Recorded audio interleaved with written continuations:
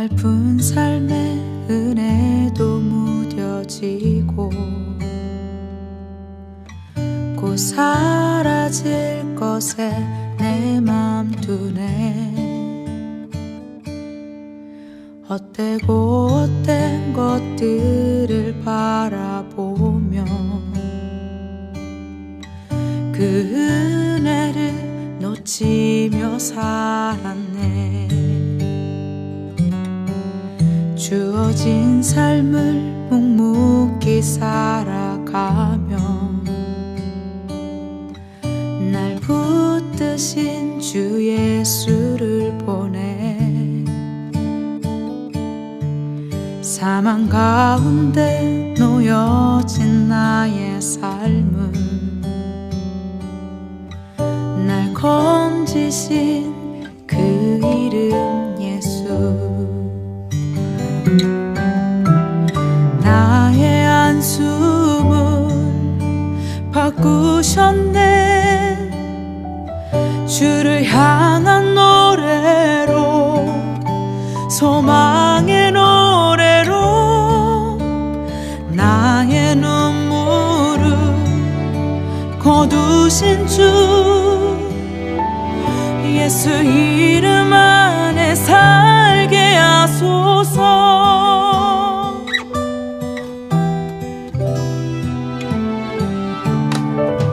주어진 삶을 묵묵히 살아가며 날 붙드신 주 예수를 보내. 사망 가운데 놓여진 나의 삶은 날 건지신 그 이름 예수. 나의 한숨을 바꾸셨네. 주를 향한 노래로, 소망의 노래로 나의 눈물을 거두신 주 예수 이름 안에 살게 하소서. 나의 한숨을 바꾸셨네. 주를 향한 노래로, 소망의 노래로 나의 눈물을 거두신 주 예수 이름 안에 살게 하소서.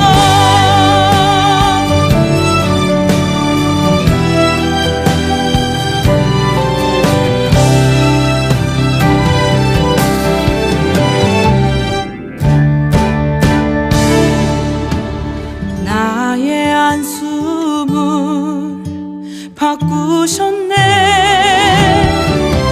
주를 향한 노래로, 소망의 노래로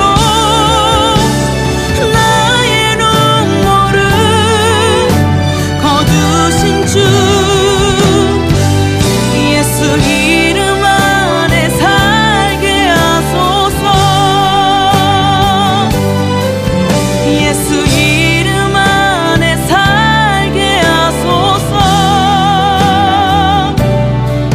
예수 이름 안에 살게 하소서.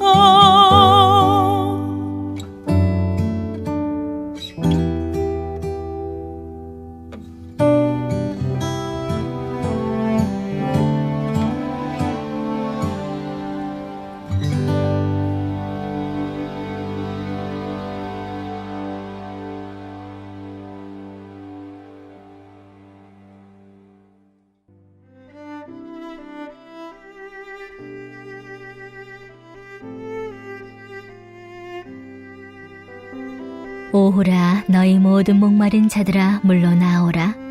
돈 없는 자도 오라. 너희는 와서 사 먹되 돈 없이 값없이 와서 포도주와 젖을 사라. 너희가 어찌하여 양식이 아닌 것을 위하여 은을 달아주며 배부르게 하지 못할 것을 위하여 수고하느냐? 내게 듣고 들을지어다. 그리하면 너희가 좋은 것을 먹을 것이며 너희 자신들이 기름진 것으로 즐거움을 얻으리라. 너희는 귀를 기울이고 내게로 나아와 들으라. 그리하면 너희의 영혼이 살리라. 내가 너희를 위하여 영원한 언약을 맺으리니 곧 다윗에게 허락한 확실한 은혜이니라. 보라, 내가 그를 만민에게 증인으로 세웠고 만민의 인도자와 명령자로 삼았나니 보라, 내가 알지 못하는 나라를 내가 부를 것이며 너를 알지 못하는 나라가 내게로 달려올 것은 여호와 내 하나님 곧 이스라엘의 거룩하신 이로 말미암음이니라. 이는 그가 너를 영화롭게 하였느니라. 너희는 여호와를 만날 만한 때에 찾으라. 가까이 계실 때에 그를 부르라. 악인은 그의 길을, 불의한 자는 그의 생각을 버리고 여호와께로 돌아오라. 그리하면 그가 공휼히 여기시리라. 우리 하나님께로 돌아오라. 그가 너그럽게 용서하시리라. 아멘. 우리는 지금 생전 겪어보지 못한 코로나19 팬데믹이라는 어려운 가운데 있습니다. 이로 인해 많은 사람들이 경제적으로 어려움을 겪고 있고 교육, 문화, 종교 할 것 없이 모든 분야가 안개 속을 걷는 것처럼 한 치 앞도 알 수 없는 세상 속에 살아가고 있습니다. 이로 인해 지금 많은 사람들이 경제 불안과 건강에 대한 두려움으로 우울감과 불안 증세를 호소하고 있다고 합니다. 그런데 이런 코로나 불로의 아픔은 우리의 일상뿐만 아니라 교회의 일상에도 침투해서 많은 성도들이 신앙의 우울감과 어려움을 호소하고 있습니다. 마음 놓고 교회에 모이지 못하면서 오는 답답함, 그럼에도 신방이나 상담, 성도의 교제를 자유롭게 할 수 없어서 그 우울함이 더욱 심해지는 것 같습니다. 그러나 이런 것보다 더욱 심각한 것은 코로나 시대를 겪으면서 일반 사람들이 기독교를 바라보는 시각이 너무나 안 좋아졌다는 것입니다. 지난번에도 말씀드렸듯이 지금 코로나를 겪으면서 일반 사람들이 기독교인을 어떻게 생각하냐면 멀리하고 싶은 사람, 이중적인 이미지가 강하며 거짓말쟁이, 사기꾼들처럼 보인다는 것입니다. 세상은 지금 우리를 그렇게 생각하고 있습니다. 이로 인해 하나님의 영광은 땅에 떨어져 버렸고 앞으로 정말 복음을 어떻게 전해야 할지 막막하기만 합니다. 그러나 여러분, 이렇게 세상이 어렵고 우리의 신앙이 변질되어 위기가 찾아올 때 진짜 믿음은 오히려 더 빛을 발하게 되는 것입니다. 사실 자신의 믿음이 진짜인지 가짜인지는 평상시에는 분간하기 어렵습니다. 평상시 평범한 조명 아래 자기를 세워놓고 보면 우리는 모두 자신이 꽤나 괜찮은 사람이라고 착각을 해요. 그러나 그게 생명의 빛, 말씀의 빛 앞에서 보면 완전 다를 겁니다. 하루는 어떤 교수님께서 방송에 출연했는데 자신의 집에서도 인터뷰를 하게 되어서 사모님이 전날 열심히 청소를 했답니다. 그래서 이만하면 깨끗하지 생각했는데 당일날 카메라를 세팅하고 평소에 형광등보다 훨씬 밝은 방송국 조명을 켜니까 온갖 먼지들이 너무 잘 보이더랍니다. 어쩌면 지금 하나님께서는 이 코로나19를 통해 우리의 더러움을 드러나게 하시는지도 모릅니다. 그럼 그걸 왜 드러나게 하십니까? 그건 우리를 심판하시려는 게 아니라 우리에게 회복과 새로운 길의 소망을 주시려는 것입니다. 그러니까 이럴 때 우리는 해보다 더 밝은 생명의 빛, 말씀의 빛 앞에 겸손하게 무릎을 꿇고 오직 여호와께로 돌아가는 인생이 되어야 하겠습니다. 그래서 저는 이번 2주간의 특세를 통해 말씀의 빛이 우리의 삶의 구석구석에 비침으로 그동안 보지 못했던 내 자신의 내면을 속속들이 들여다보기를 원합니다. 그래서 잎은 무성한데 열매가 없는 내 신앙의 내면을 들여다보고 인정하고 싶지 않은 죄악의 삶, 여전히 내 마음을 차지하고 있는 시기와 질투, 미움과 분냄, 욕심과 교만이라는 더러움을 뿌리채 뽑아내고 오직 생명의 근원이 되시는 여호와께로 돌아가서 코로나 불로의 아픔과 절망을 이기고 감사를 넘어 기쁨이 넘치는 복된 인생이 되시기를 주님의 이름으로 축원합니다. 그러면 여러분, 어떻게 하면 여호와께로 돌아갈 수 있을까요? 그것은 세상에 물들어 목말라하는 죄악된 인생에서 철저하게 회개하고 돌이킬 때 여호와께 돌아갈 수 있는 것입니다. 이를 위해 우리는 자신의 죄악된 삶과 정면으로 직면하고 생명의 근원 되시는 예수님을 만나야 하겠습니다. 여러분, 오늘 본문 1절에 보면 오라 너희 목마른 자들아 물로 나아오라. 돈 없는 자도 오라. 너희는 와서 사 먹되 돈 없이 값없이 와서 포도주와 젖을 사라고 하십니다. 그럼 여러분은 지금 무엇에 목말라 하고 있습니까? 어떤 이는 평생 남편의 사랑에 목말라 하고, 또 어떤 이는 평생 자녀의 출세에 목말라 하고 있고, 어떤 이는 돈에 목말라 하고, 어떤 이는 일에 대한 성공이나 명예에 목말라 하는 사람도 많이 있습니다. 그러니까 우리 모두가 다 그런 인생의 목마름 속에서 힘들어하고 답답해하고 걱정, 근심하며 살고 있더라는 겁니다. 그런데 이는 예수 믿는 우리도 별반 다르지 않을 거라 생각해요. 그러나 사실 우리는 그 문제가 해결된다고 해서 내 인생의 목마름이 해결되지 않는다는 것도 잘 알고 있으면서도 그런 인생의 고민에서 벗어날 수가 없더라는 거예요. 남편의 문제가 해결돼도 자녀의 문제가 있고, 취업을 해도 결혼을 해도 돈을 많이 벌어도 우리 안에 걱정, 근심이 없고 고민이 없는 삶은 찾아오지 않습니다. 왜냐하면 그 물 한 컵 시원하게 마셔봐야 그때뿐이고, 또 다른 문제가 우리의 인생을 목마르게 하기 때문이죠. 겉으로 보기에 뭐 하나 부러울 게 없어 보이는 사람도 가서 물어보면 아픔과 눈물의 이야기가 한보따리입니다. 그런데도 우리는 그걸 스스로의 힘으로 해결해 보겠다고 해결할 수도 없는 일에 목말라 하고 있는 것입니다.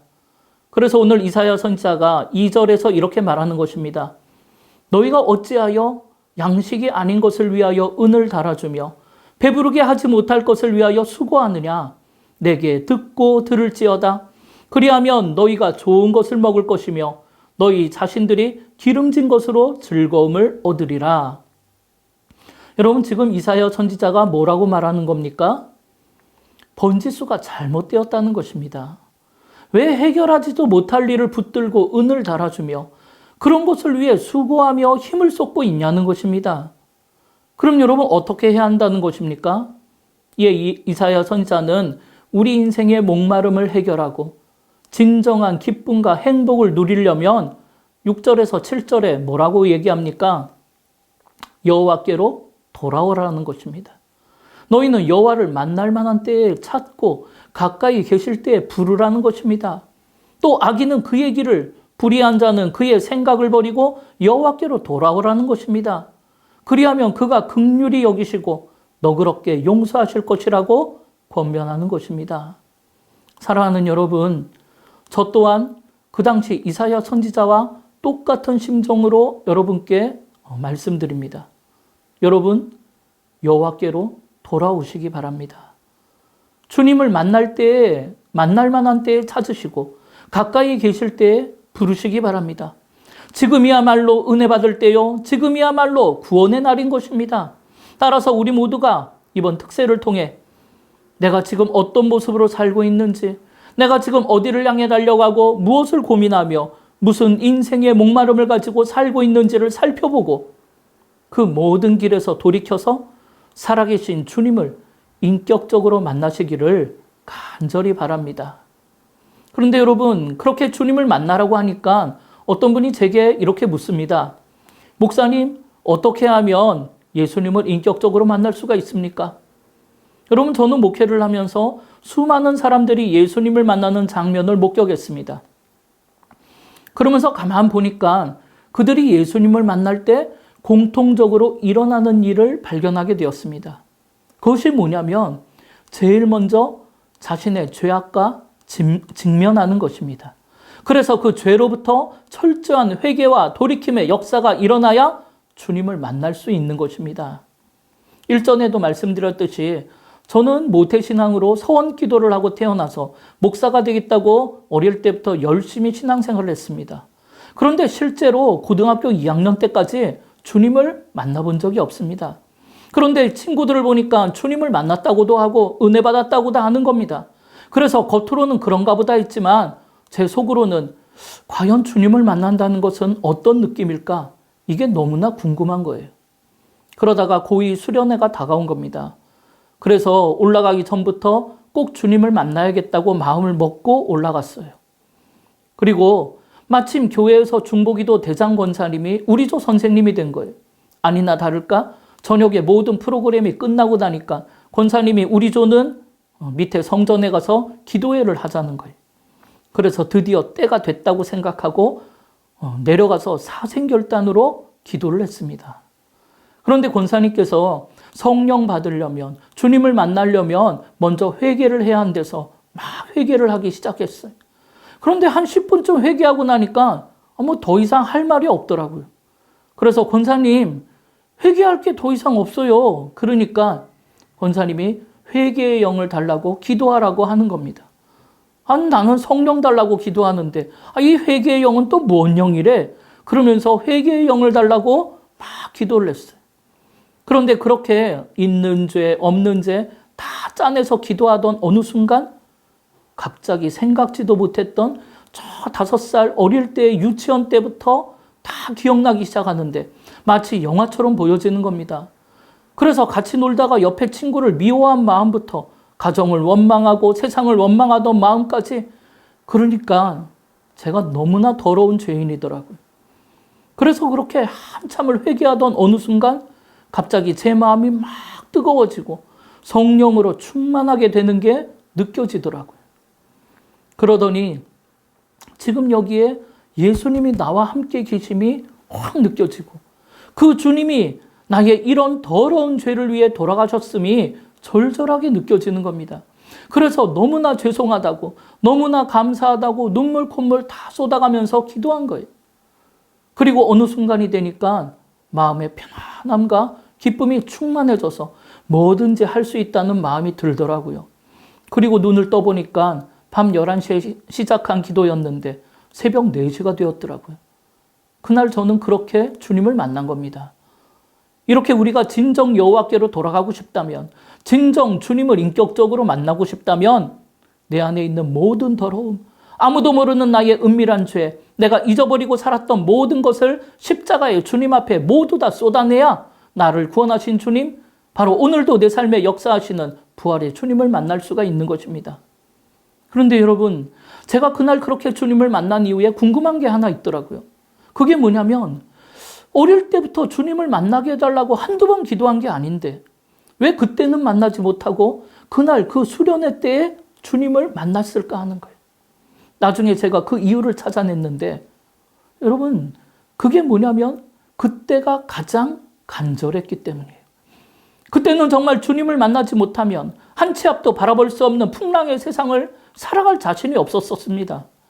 이에 그런 간절함이 돌처럼 굳어진 제 마음을 열어서 진정으로 회개하게 했고 결국 제 마음의 문을 두드리시는 주님을 만나게 했던 거예요. 오늘 여러분에게 그런 간절함과 그런 철저한 회개가 있기를 바랍니다.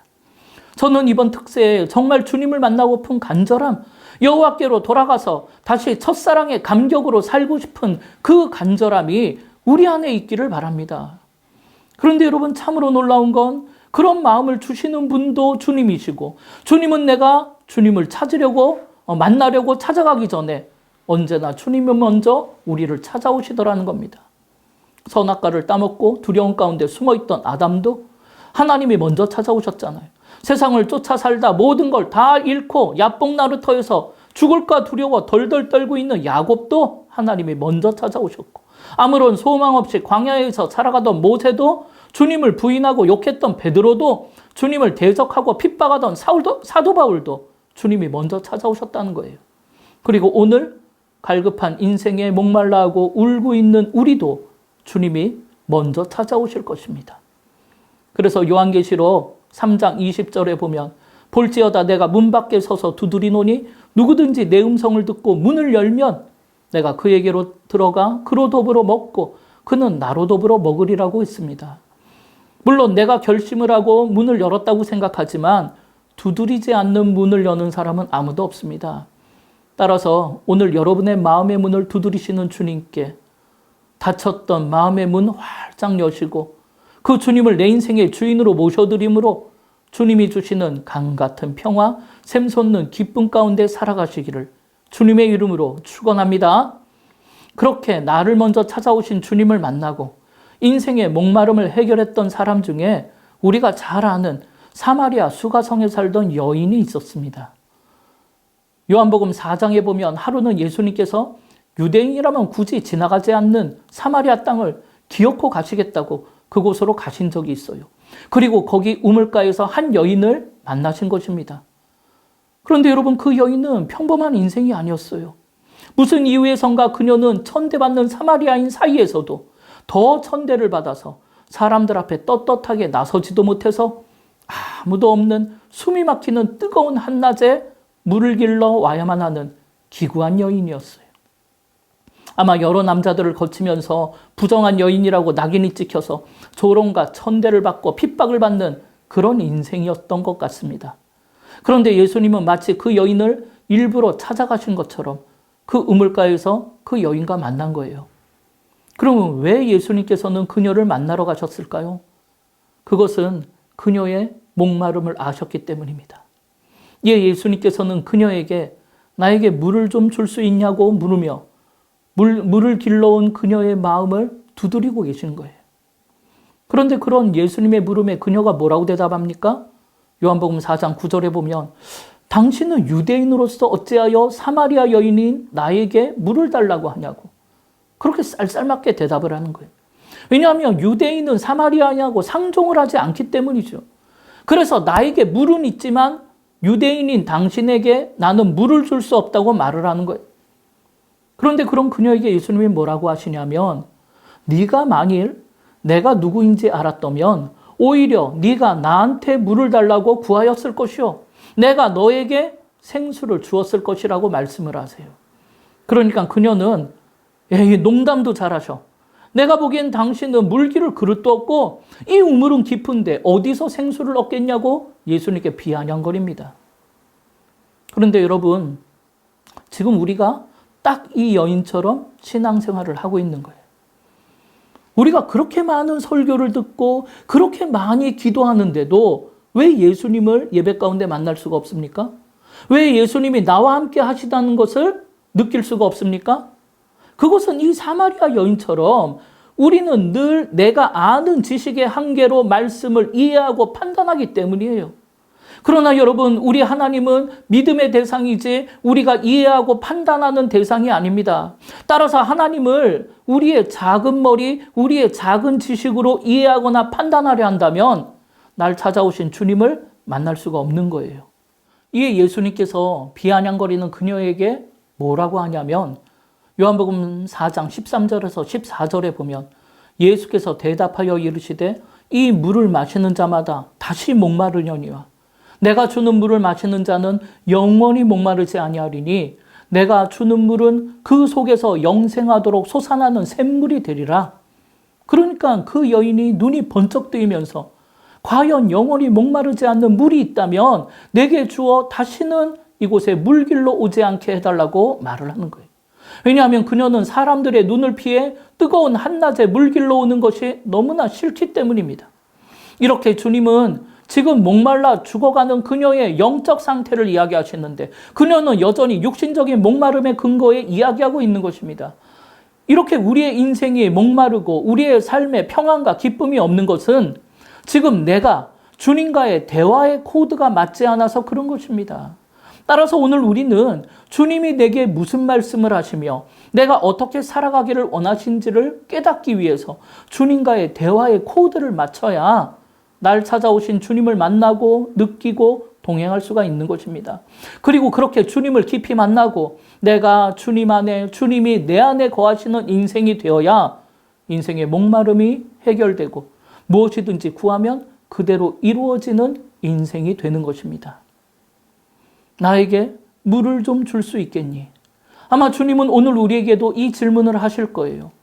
그런데 물을 좀 달라고 하시는 예수님의 말씀에 우리도 이 사마리아 여인처럼 세상의 기준을 따라 판단하고 예수님께 물을 줄까 말까 저울질하며 고민한다면 그러면서 결국 사마리아 여인처럼 나에게 물은 있지만 세상을 살아가느라 바쁘고 나도 물을 먹어야 되니까 예수님이 필요로 하는 물을 드릴 수가 없다고 대답한다면 그는 주님을 만날 수가 없는 것입니다.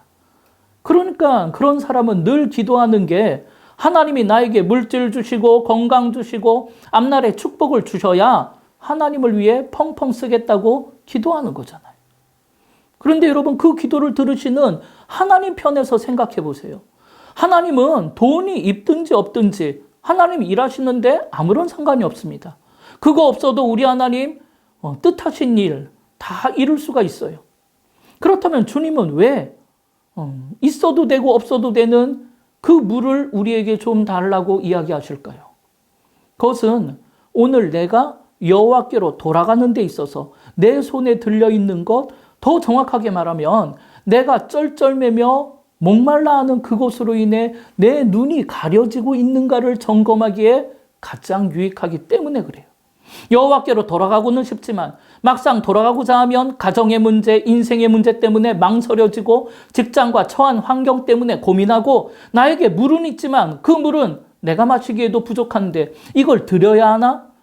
그래서 그것이 내 눈을 가리고 내 발목을 붙잡고 내 마음을 돌처럼 굳어지게 만들어서 주님을 만나고 주님과 교제하고 여호와께로 돌아가려고 하는 일이 삶의 우선순위에서 밀릴 때가 많더라는 거예요. 그런데 지금 주님이 나에게 물을 좀 달라고 하시는 것은 내 손에 있는 것, 내 능력, 그게 필요해서가 아니라 나를 사랑하셔서 나를 더 깊이 만나고 싶으셔서 그래서 내 인생의 눈물을 닦아주시려고 내 인생의 목마름을 해결하고 시원한 인생 살게 해주시려고 그래서 내 눈을 가리고 있는 그 물을 좀 달라고 하시는 거예요.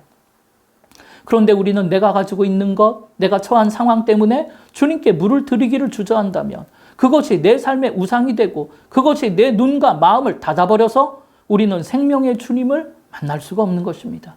그러니까 늘 답답하고 목마른 인생 사는 거예요. 따라서 우리는 내 눈을 가리고 내 마음을 가득 채우고 있는 세상의 것 다 내려놓고 영적인 눈이 열려야 나에게 찾아오신 분이 내 마음을 위로하시고 내 생명 살리시고 내 모든 삶을 회복시켜 주실 생명의 주님이라는 것을 알게 되고 그래야 여호와께로 돌아가서 영원히 목마르지 않는 생수를 마실 수 있는 것입니다. 그런데 이런 걸 아무리 설명을 하고 말을 해줘도 그녀가 못 알아듣는 거예요. 그러자 예수님은 뜬금없이 그녀에게 네 남편을 좀 불러오라고 해요. 그럼 왜 예수님은 그녀에게 남편을 불러오라고 했을까요?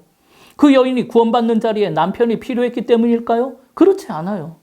이것은 아무리 영적으로 이야기해도 세상적인 눈으로 바라보는 그녀에게 아무도 모를 거라 생각하는 꼼짝할 수 없는 그녀의 은밀한 죄, 남들은 모르는 나만의 고통과 아픔을 직면하게 하심으로 지금 그녀가 어두움의 상태에 있다는 것을 깨닫게 하시는 거예요.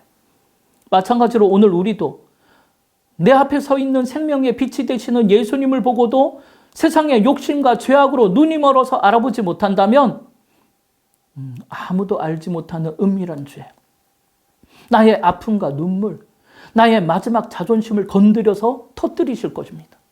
그러나 그렇게 우리의 눈에서 눈물이 쏟아져 나올 때, 그렇게 회개 자복하며 주님이 진짜 내 인생의 주인임을 고백할 때 우리는 진정 여호와께로 돌아갈 수가 있는 것입니다. 지금 그녀에게 남편은 그녀의 눈물이자 아픔이자 자존심이에요. 그녀는 남편이 다섯이나 있었고 지금 살고 있는 남자도 남편이 아니랍니다. 무슨 이유가 있든 그녀는 결혼 생활에 너무 많이 실패했어요. 남편으로부터 사랑받지 못했고 그래서 남편을 계속 바꾸느라고 사람들로부터 조롱과 비난을 당하게 되었어요. 그래서 그녀는 그런 자신의 아픔과 눈물을 위로하고 꽉 안아줄 남자, 사람들 앞에 자신의 자존심을 세워줄 남자를 찾아서 인생의 길을 헤매고 있었던 겁니다. 그래서 이 남자가 나를 위로해 줄까? 아니면 저 남자가 나를 행복하게 해줄까? 그렇게 5번째, 6번째 남자를 거치면서 그녀는 더 많은 고통과 눈물 속에 살고 있는 것입니다. 예, 주님이 그녀에게 뭐라고 하셨습니까? 너 그 물 한 컵 시원하게 마셔봐야 또다시 목마를 것이라고 말씀하시는 거예요. 그러면서 내가 주는 물을 마셔야 영원히 목마르지 않고 영생하도록 솟아나는 샘물이 될 것이라 말씀하시는 거예요. 예, 그렇게 자신의 은밀한 죄를 직면하게 된 그녀는 나의 아픔과 눈물을 아시는 주님께 그제서야 마음의 문을 활짝 열고 진짜 생명의 빛이 되시는 주님을 만나게 된 겁니다. 그런데 여러분, 그렇게 마음의 문을 열고 예수님이 정말 참 선지자라고 생각한 그녀가 그 다음에 마음속에 있었던 늘 궁금해하던 질문 한 가지를 하는데 여러분 이게 너무나 중요한 질문이에요. 그게 뭐냐면 요한복음 4장 19절에서 20절의 말씀인데 여자가 이르되 주여 내가 보니 선지자로소이다. 우리 조상들은 이 산에서 예배하였는데 당신들의 말은 예배할 곳이 예루살렘에 있다 하더이다. 여러분 지금 이 여인이 뭐라고 질문하는 겁니까? 우리 조상들은 예로부터 이 산에서 이 그리심 산에서 예배했는데 당신들은 반드시 예루살렘 성전에서만 예배드려야 한다고 말한다는 겁니다. 그러면 도대체 어디서 예배드리는 게 진짜입니까? 이걸 묻는 거예요. 저는 이 여인의 질문을 들으면서 사람들에게 배신당하고 천대받아 고통받던 이 여인이 얼마나 하나님을 만나고 싶었는지, 얼마나 하나님께 자신의 눈물을 쏟아내고 싶었는지, 얼마나 위로받고 싶었는지, 얼마나 하나님께 진정한 예배를 드리고 하나님을 만나고 싶었는지 그걸 알게 되었어요. 그리고 그녀의 그런 간절함 때문에 오늘 주님이 길을 쓰고 사마리아 우물가를 찾아가게 되셨음을 알게 되었습니다. 그러면 여러분 진짜 하나님을 만나고픈 사모하는 마음으로 어디에서 드리는 예배가 진짜인지를 묻는 그녀에게 주님이 뭐라고 하신 줄 아십니까? 요한복음 4장 21절에 보면 주님은 먼저 그녀에게 여자여 다른 사람 말을 믿지 말고 내 말을 믿으라고 말을 합니다. 다시 말해 너의 세상 기준, 너의 판단, 세상 사람들의 조언 다 내려놓고 너는 내 말을 듣고 내 말을 믿어야 한다는 거예요. 그러면서 그 다음에 주님이 뭐라고 하시냐면 이 산에서도 말고 저 예루살렘에서도 말고 너희가 아버지께 진짜로 예배할 때가 온다는 거예요. 여러분 이게 무슨 말씀입니까? 지금 장소가 중요한 게 아니라는 거예요. 그럼 뭐가 중요하다는 겁니까? 어디에서가 중요한 것이 아니라 어떻게 예배하느냐 이것이 중요하다는 것입니다. 그럼 어떻게 예배드려야 한다는 겁니까? 그 다음에 요한복음 4장 23절을 보면 아버지께 참되게 예배하고자 하는 자들은 영과 진리로 예배할 때가 오나니 곧 이때라. 아버지께서는 자기에게 이렇게 예배하는 자들을 찾으시느니라. 주님이 지금 뭐라고 하십니까? 아버지께 참되고 진실되게 예배드리고자 한다면 영과 진리로 예배드려야 하는데 그렇게 예배드릴 때가 바로 이때라는 거예요. 그러니까 지금까지의 예배는 그렇지 못했다는 거예요. 왜냐하면 우리를 구원하실 예수 그리스도의 때가 아직 이르지 않았기 때문입니다. 그러나 이제 주님이 십자가를 지심으로 이 산에서도 아니요 예루살렘에서도 아니요 오직 예수 그리스도의 십자가 그 보혈의 공로로 우리가 어디에서든지 영과 진리로 예배한다면 그곳에서 살아계신 하나님을 만날 수 있게 된다는 것입니다. 그러면서 그 유명한 주님의 말씀이 나오는 거죠.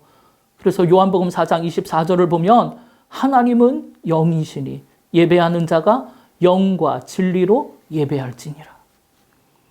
우리가 영과 진리로 예배드리는 이유는 우리 하나님이 영이시기 때문이랍니다. 그래서 오늘 우리는 이 산에서도 아니고 예루살렘에서도 아니고 시간과 공간을 초월해서 어디서든지 영과 진리로 다시 말해 우리의 온 마음과 우리의 정성을 다해 진정으로 예배드린다면 영이신 하나님은 그곳이 어디이든지 우리의 예배 가운데 임재하신다는 것입니다. 이 주님의 말씀이 예배를 통해 하나님을 만나지 못한 또 하나님을 만나고픈 그녀의 답답하고 갈급한 심령을 시원하게 만들어준 거예요. 그래서 그녀는 이제야 자신의 마음에 무거운 짐을 내려놓고 자신의 눈을 가리고 있는 세상의 꺼풀을 벗겨내고 내 앞에 있는 주님이 바로 나를 구원하실 메시아라는 것을 알게 된 것입니다. 그렇게 그녀는 인생의 기쁨을 찾았고 비록 여전히 6번째 남자와 살아가는 현실은 변한 것이 없어도 이제 그녀는 울지 않을 수 있게 됐고 감사하며 기뻐하며 자족하며 승리하는 삶을 살게 된 것입니다. 이렇게 예수님을 만나고 인생의 목마름을 해결한다는 것은 내 삶의 은밀한 모든 것을 주님께 쏟아놓고 세상을 쫓아가던 삶에서 진정으로 회개하고 돌이킬 때에 일어나는 것입니다. 그런데 저는 오늘 그녀의 질문을 좀 더 깊이 생각해 보려고 해요. 마찬가지로 하나님은 지금도 우리가 있는 곳 어디에서나 계시는 줄 믿습니다. 하나님은 영이시니까요. 따라서 우리가 살아가는 내 가정, 내 학교, 내 일터가 바로 예배당이고 하나님이 계신 성전이라는 것을 잊지 말아야 한다는 거예요. 어쩌면 이 코로나라는 시련은 교회 안에만 갇혀 계신 하나님을 우리의 가정과 우리의 캠퍼스와 일터에서 만날 수 있도록 해준 축복의 통로가 된 것입니다. 그래서 우리가 있는 그곳이 바로 하나님이 임재하시는 성전임을 깨닫게 하시는 거예요. 이에 우리는 그곳에서 우리의 온 마음을 다해 신령과 진정으로 주님과 함께 살아가기를 원하시는 거예요. 그래서 사도 바울이 뭐라고 합니까? 우리의 몸이, 우리의 삶이 하나님이 거하시는 성전이라고 권면한 거예요. 이렇게 지금까지 우리는 교회에 와야지만 하나님을 만나던 인생이었어요. 그러니까 세상살이에서는 하나님을 만날 수가 없었고, 그러니까 세상에서는 계속해서 목마른 인생이 되었던 거예요. 그러나 이제는 주님이 내 안에, 내가 주님 안에 거하는 삶을 통해 내 삶이 하나님을 만나는 성전이요, 내 가정과 내 일터가 하나님이 함께 계시는 성전이 되기를 바랍니다.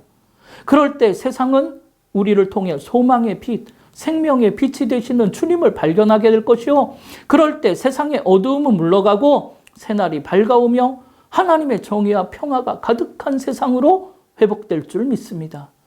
따라서 오늘 우리는 이 거룩한 일을 위해서 여호와를 만날 만한 때에 찾고 가까이 계실 때에 부르며 우리의 삶이 여호와께로 온전히 돌아가서 영원히 목마르지 않는 시원한 인생들이 되시기를 주님의 이름으로 축원합니다.